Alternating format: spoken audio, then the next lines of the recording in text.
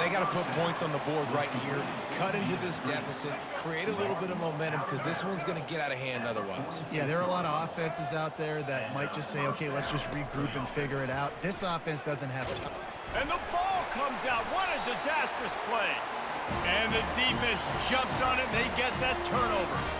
You know, as quarterbacks, you've got to be good in the pocket. Even when things are collapsing and you've got guys swiping at it, you've got to have two hands on the football. Didn't do a really good job with ball security there, and that led to the fumble. And the offense heads out onto the field to get the drive started. Off the play fake on first down to throw.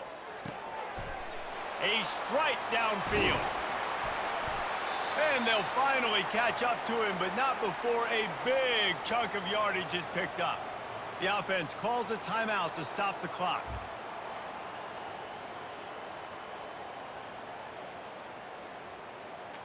Now on first and goal, a score here, and that mountain is huge if you want to make a comeback.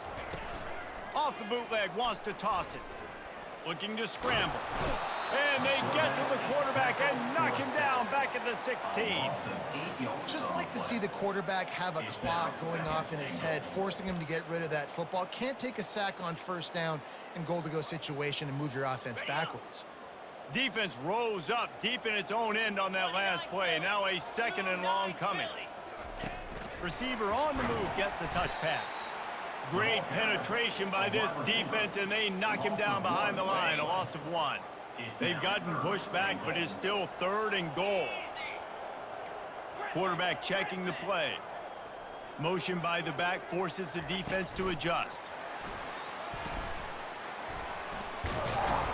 And they swarm him under. We got a timeout here late in the first half, and they'll try to get more points on the board before the break.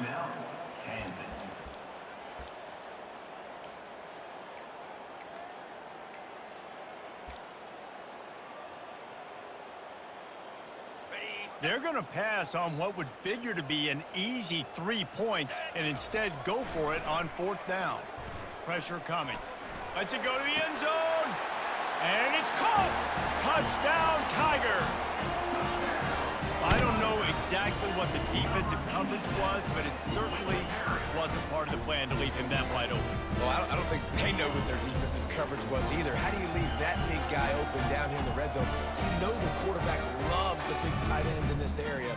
Really poor job by the defense.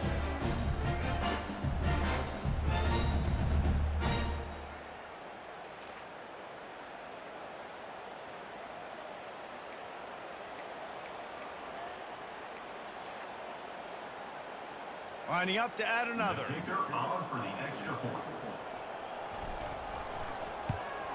And the extra point is true, and the score is 35-3.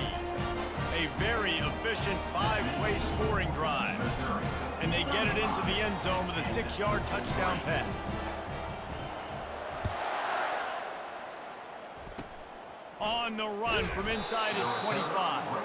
Maybe if he could have eluded just 1 or 2 more guys, it would have been a big return, but they'll mark it at the 30. The Kansas offense returns to the field. That last fumble proved to be costly as they cashed it in for a touchdown. Yeah. And they couldn't hold off the heat, and he goes down with the sack. What a great job by this defense setting the tone early. In the first half, they've been hitting the quarterback early and often. Make him feel uncomfortable. Make him feel that pressure. Keep getting him on the ground. That's why they've built a lead. A first down sack can wreck a drive. Let's see what they've got on 2nd and 14. We've played 2 quarters here. Time to go to Kevin Connors in our halftime update. Guys, all the tradition and bad blood between these programs, and it's all kind of come to a boil today in a spirited first half in the border war.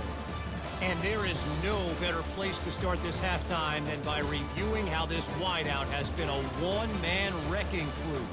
The kid's been everywhere, and I love how he's willing to go across the middle, but that he also has the jets to burn these DBs on the deep ball. If this defense wants to actually come back in this one, they better hide his cleats. With that, let's throw it back to the guys to see how the fight between Kansas and Missouri plays out.